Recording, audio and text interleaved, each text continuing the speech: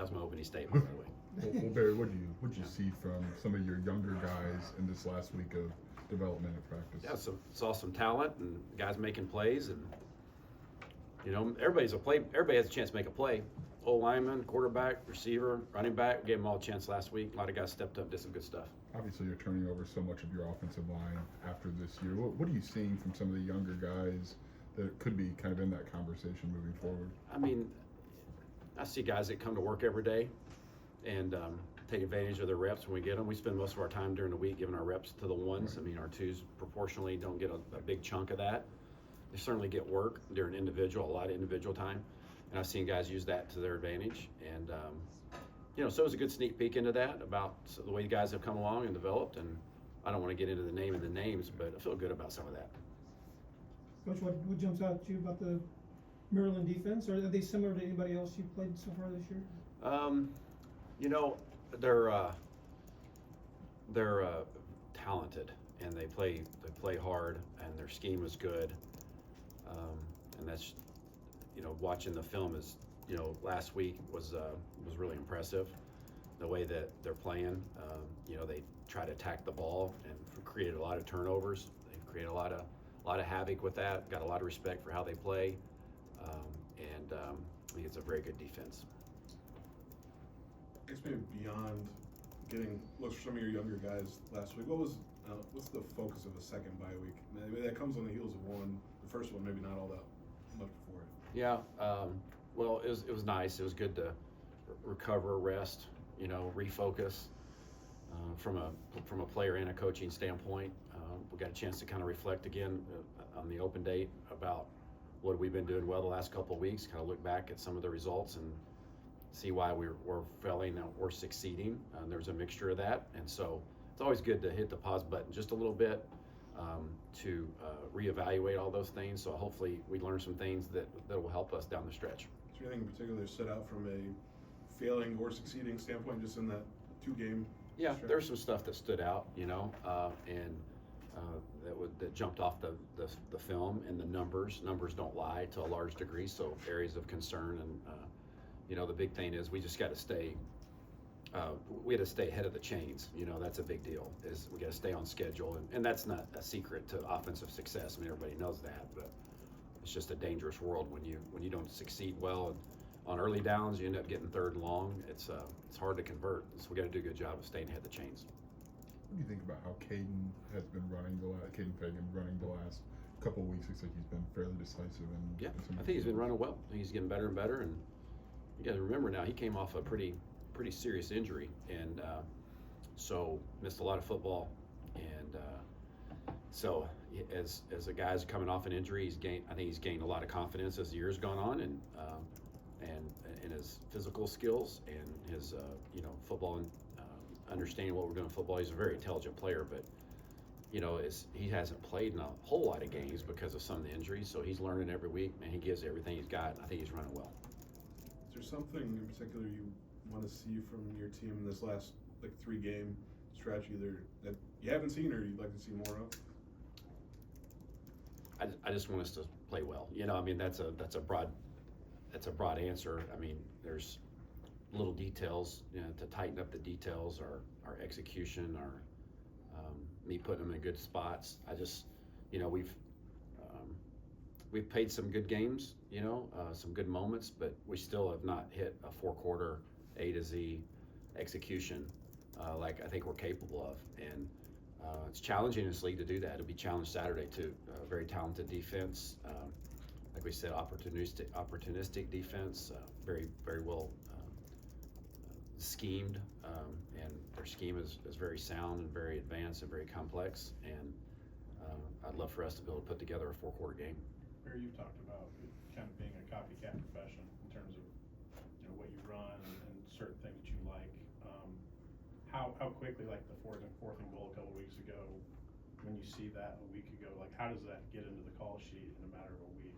Can you walk us through that? Yeah, well, I mean, nobody hardly invents anything. Everybody puts their own spin on things. And there's some people that invent things. There are, there's guys that are out on the forefront of schematic things that are new and creative. And I think just with the access to film that you have anymore, NFL film, every game gets in there, and we as a staff spend a lot of time studying those. We study people that we have an appreciation for and about what they do, and that we relate to.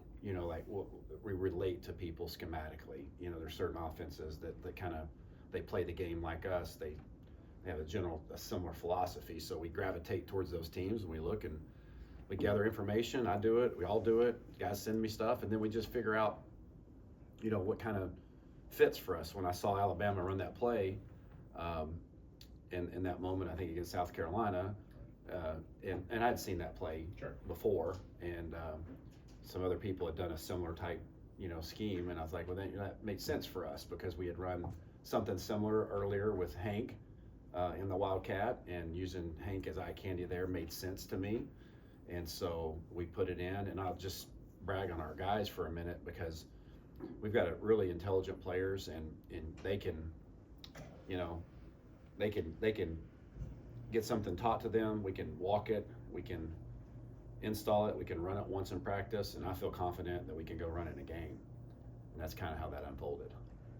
Barry, since we woke up to snow this morning, but it's supposed to be really nice on Saturday, just curiosity, how much does weather impact how you game plan during the week? Mm-hmm. Yeah, it does. And it's certainly this time of year in this conference, you anticipate you having a game or two that are going to be, not necessarily ideal weather, but typical November Big Ten weather, and it's going to happen. And whether it happens on Saturday, and it sounds like, to your point, it may not happen on Saturday. If we'd have played today, I know it would have, and so, but you just prepare and you got a plan. And at this time of year, you got to be able to run the ball and be able to control the line of scrimmage in order to be successful. And that'll be no different on Saturday. We're going to need to be able to run the ball and be physical, no matter what the wind's doing or the weather's doing. That's this time of year when guys are beat up a little bit, and it's been a long year, man, you got to be tough in the trenches. And our guys need to, take full advantage of that. Not advantage of that, rise up to that challenge, because it'll be a challenge Saturday. Coach, we've seen Luke Altmyer become more of a complete quarterback with his speed and always has had the arm talent. Can you just walk through that, as the confidence that you have in him now as a runner and a passer? Well, I think his first game he played here, he was our leading rusher, when we played at Toledo. So this isn't anything he hasn't been doing or hadn't been capable of doing.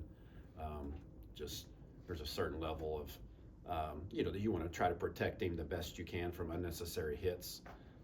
And we're coming down to the stretch run here, and so a little bit more freedom to use him and use his ability to, to help give us a +1 advantage, so to speak. We're not going to run him a bunch during the game, but we're going to pick and choose our moments, and hopefully those are advantageous to us because he is athletic and he does do a good job in that regard.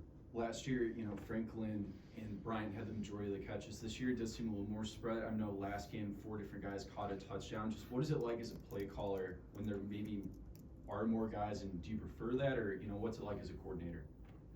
Well, what it's like is practice habits become game day reality. Coach B says it all the time, and from the start of spring practice to the fall camp to this year, every day we went out there and competed, there was somebody different that made a play, and that's generated and created a lot of confidence for us as our team, our quarterback, and me as a play caller to let the plays rip and don't worry about who's in there, because I got confidence if they're on the field that they're going to be able to make the play.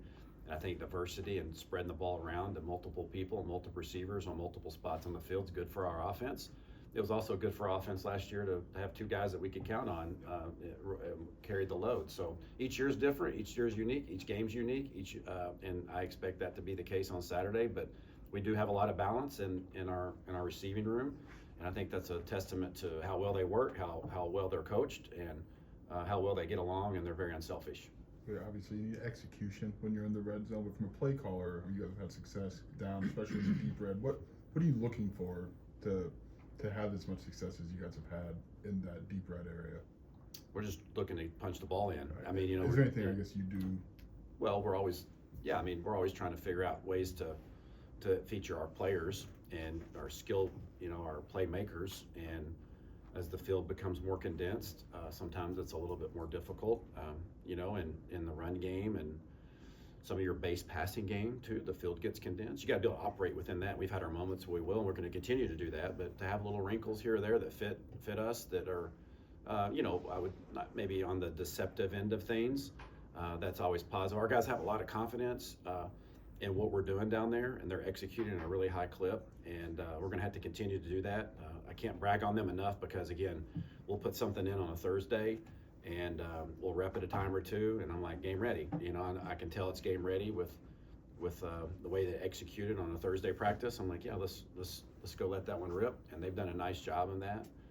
It's a collective effort. Is that a lot of quarterback driven? Because Luke has been, I mean, obviously it takes everybody, but you have some experience on the offense in terms of your core guys. Is that driven with a lot of them knowing it can go from Thursday to Saturday? Yeah, it's a mature team. I think you're right, and obviously Luke can handle a lot, and what we're doing is not a lot. It's just maybe new for the week, but it's something they know, and it's just a spin on something. You know, it's a different tag, a different term, a different formation, but they're like, they don't flinch because it's usually, for the most part, things that we've done before.